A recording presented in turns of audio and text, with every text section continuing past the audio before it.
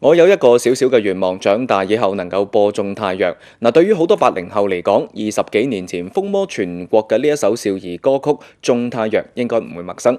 當年唱紅呢一首歌嘅童星汪洋，如今已經成為咗著名嘅鋼琴演奏家。尋晚佢同佢嘅朋友們喺文化藝術中心就為中山嘅觀眾獻上咗一場音樂盛宴。鏡頭前面呢一個極富激情、嫻熟細膩嘅後生仔就係鋼琴演奏家汪洋。唔好睇佢年紀輕輕，1987年出生嘅汪洋已經喺維也納金色大廳、中國國家大劇院等國際一流演出場所舉辦過數百場個人鋼琴獨奏音樂會。而佢同中山嘅緣分源於8年前佢嘅老師喺中山嘅一次演出。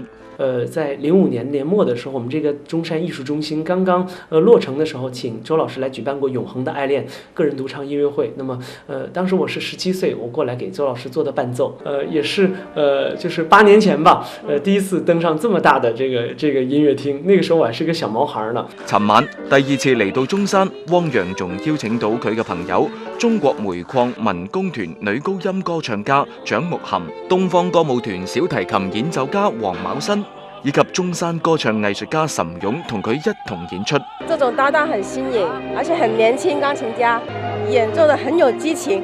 汪洋憑藉極富激情嘅演奏風格同嫻熟細膩嘅彈奏技巧享譽歐洲樂壇。佢喺奧斯卡頒獎典禮上面嘅獨奏演出，曾經令世界為之傾倒。尋晚嘅演出又讓中山觀眾為之瘋狂，非常精彩，非常的陶醉。然後他的投入讓我們也仿佛在他的作品中身臨其境。音樂是服務於老百姓的，一定讓老百姓去喜歡。所以呢，今天最大的亮點就是互動吧。我覺得就是這樣的感覺，讓老百姓去用心跟你一起哭、一起笑、一起開心、一起去聆聽這樣的音樂會，才會引起共鳴。唔好睇舞台上邊藝術家們光彩奪目，但係佢哋嘅學藝之路就充滿坎坷。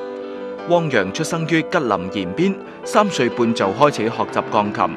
當時一堂課300到500蚊嘅學費，幾乎係父母1個月嘅工資。由於家庭條件所限，細個時候屋企亦都買唔起鋼琴，無奈之下，汪洋只有到處借琴彈。呢一個亦都讓佢從細就懂得珍惜每一次學琴嘅機會。